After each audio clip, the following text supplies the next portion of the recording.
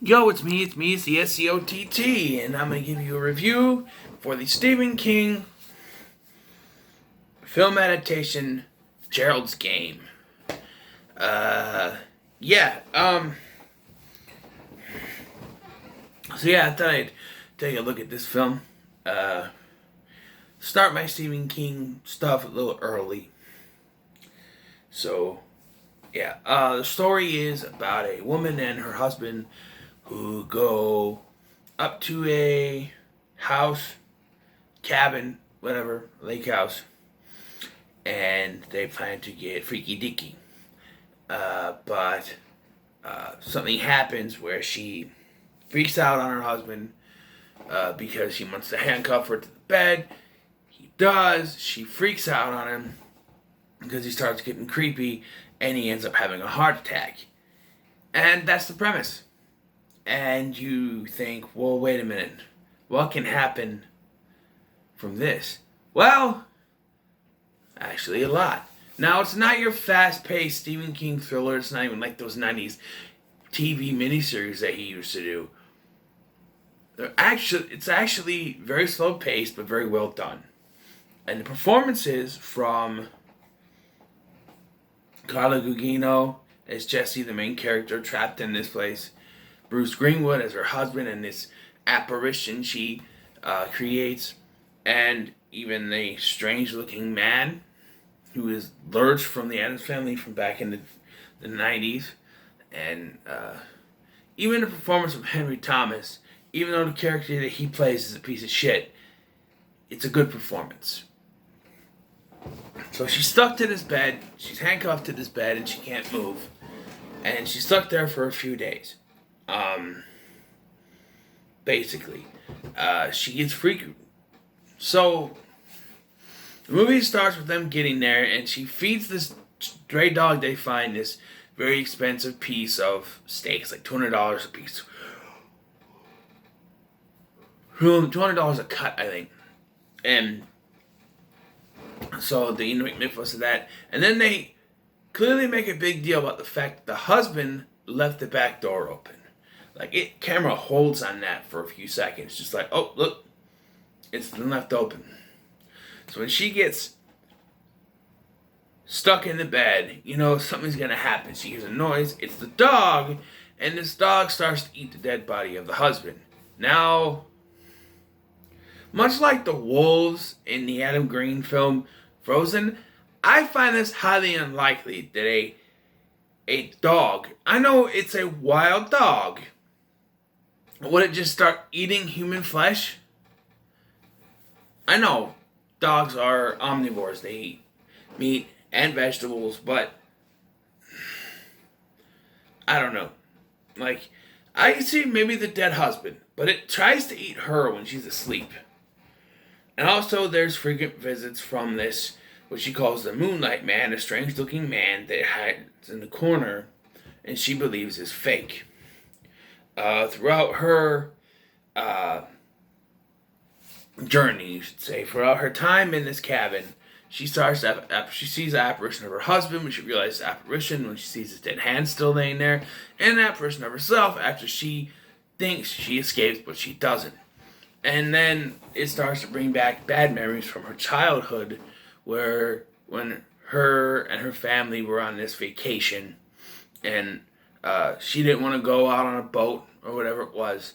And so her mom took her other two siblings out, and she was alone with her dad to watch an eclipse. And during this eclipse, her dad took the opportunity to, well, it turns out her dad was a pedophile. He never touched her, only himself. Basically, he was touching himself while she sat on his lap. Basically, that's what it is. And then the piece of shit, because they say that's not the worst thing he's ever done. It's what happened in the bedroom afterwards. And basically, he guilt trips her into not saying anything. He convinces her that she will get in trouble if she says anything. Now, I've had not personal experience, but I know someone who has had an experience with someone like this. And you gotta say something. I don't care what this piece of shit tries to convince you. You are not gonna get in trouble for saying something about this. It is not your fault. It's never your fault. If you do not say anything, nothing will ever be done. And the case in point, in this film, nothing was ever done, apparently. She never said anything. Apparently nothing was ever done. To move on from this subject, because it's touchy for me. But, so then in that she remembers a moment where her mom asked how the day went, and she breaks a glass and it cuts her hand. And she remembers about that they could do it. So she, in a very disgusting thing, I could look at the TV, she cuts it so the skin comes off and she's able to slip out of the handcuffs, pull the bed over to the other side, get the key out of the bathroom, and unlock it so she can get out. Now, as she goes to leave, though, the Moonlight Man is back, and she gives her wedding ring to him, and she leaves. Throughout most of the film, though, she's tied to the bed. She has hallucinations. The version of her is a representation of her wanting to fight. The vision of her husband is a representative of wanting to give up. So it's a back and forth kind of fight, and I think that's done pretty decently here. Also,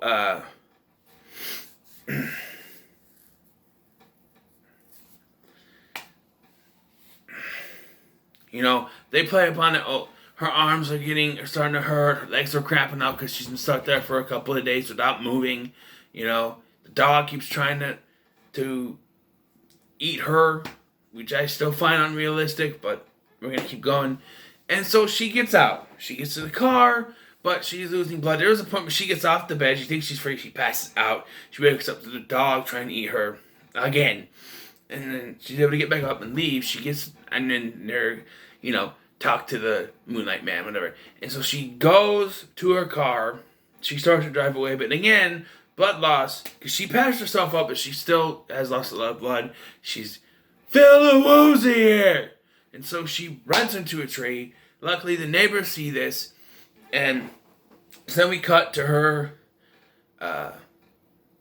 writing a note to herself 6 months later. And apparently she claimed to have amnesia so that she wouldn't, I guess that, trauma, it happens. And, but she keeps having nightmares of the Moonlight Man showing up in her when she's trying to sleep. And she can't get to sleep. And then she sees in the newspaper about a man named Raymond, who has a certain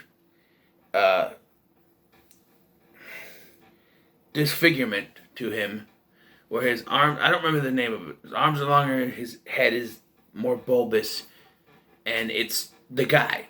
Because one thing she notes is that they never found, in everything they went through in that cabin, they never found her wedding ring.